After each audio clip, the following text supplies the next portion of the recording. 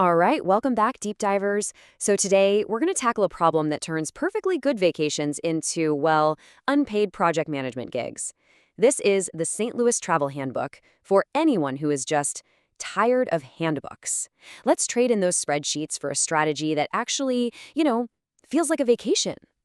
So, does this whole scene feel a little too familiar? You're supposed to be on vacation, right? But instead, you're staring at some color-coded schedule trying to maximize every single minute. You've got museum tickets for 10, a historic landmark at 11:15 sharp, and then there's that must-try lunch spot that's a 30-minute ride clear across town. Honestly, it feels less like a vacation and more like a performance review. And this is what we like to call compulsive vacation optimization disorder. We've all got a touch of it. It's totally driven by that fear of missing out, this idea that the perfect trip is the one where you do everything. But what's the result? You get home more exhausted than when you left, with a camera roll jam-packed with photos, but very few actual memories. So where does all this pressure even come from? Well, it really boils down to one tool and one mindset: the spreadsheet. It takes a living, breathing city and just turns it into a checklist. And that right there is exactly why it's ruining your trip. Yeah, this whole approach leads to something we'll call sightseeing sprawl. You know what I'm talking about? It's that frantic zigzag across the city, spending more time in a rideshare than at the actual place, all because the list says so. It's inefficient, it's exhausting, and it completely misses the whole vibe of a city. But what if we just threw out the checklist? Like, completely. There's a much, much better way. And it all starts with what we call the anchor method. Seriously, this one simple shift in thinking will totally reframe how you experience a city.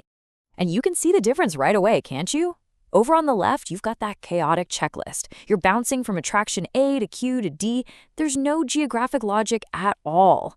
But on the right, that's the cluster. You build your day around a single neighborhood. It's calm, it makes sense, and it lets you actually experience a place instead of just collecting it.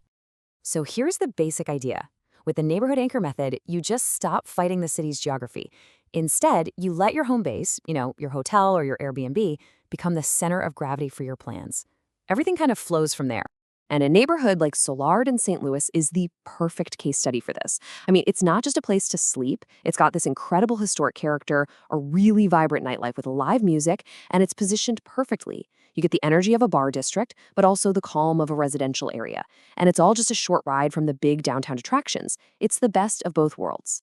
Okay, I can hear you asking, but what about the big stuff? I have to see the arch. And of course you do. The key isn't to skip the icons. It's about integrating them intelligently so they don't completely hijack your entire day.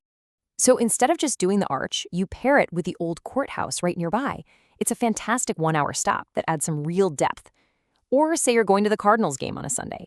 That 1:15 p.m. start time gives the day a great relaxed rhythm, leaving you plenty of time for a post-game drink at a rooftop bar instead of a frantic rush to the next thing. See? It's about pairing, not just piling on. Now, connecting these icons in a sane way brings us to a topic that most travel guides criminally overlook: how you actually get around.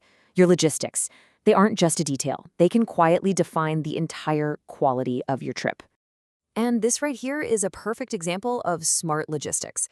That scenic bike path along the river, it's a fantastic daytime activity. But after dark, when services are sparse and you're in an area you don't know, it is not a smart transportation corridor. And just knowing the difference is absolutely key.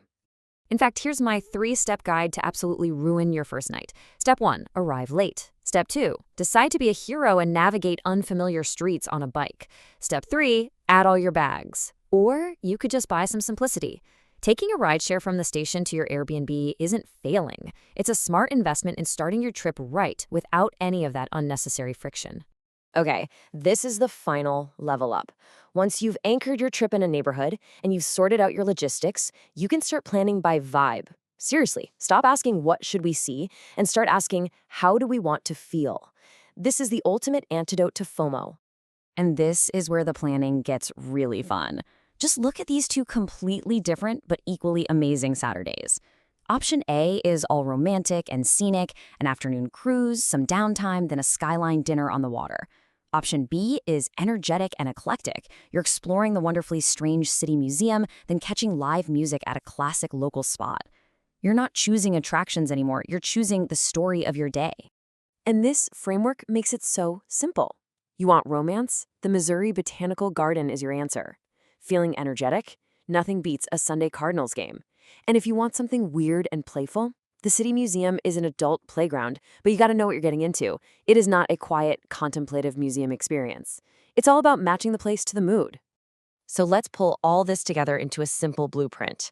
First, you anchor yourself in a great neighborhood, like Soulard. Second, you treat your logistics, like ride shares, as a smart investment. Third, you plan by vibe, not by checklist. And all of this serves the most important rule of them all. You finally let go of that need to see everything. Because ultimately, the trips we really remember, the ones that stick with us years later, they aren't built in a spreadsheet.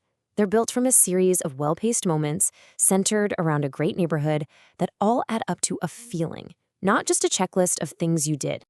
And, the beauty of this approach is that it isn't just for St. Louis. This could totally transform how you visit almost any city. So let us know down in the comments, which city's travel guide do you think needs the no spreadsheet treatment the most? And of course, if you found this useful, you know the drill. Do all the things that help the channel. Like, subscribe, hit that bell. We've dropped links to some of the spots we mentioned and some sweet march down in the description below. Go plan a trip you'll actually remember. Thanks for diving in with us.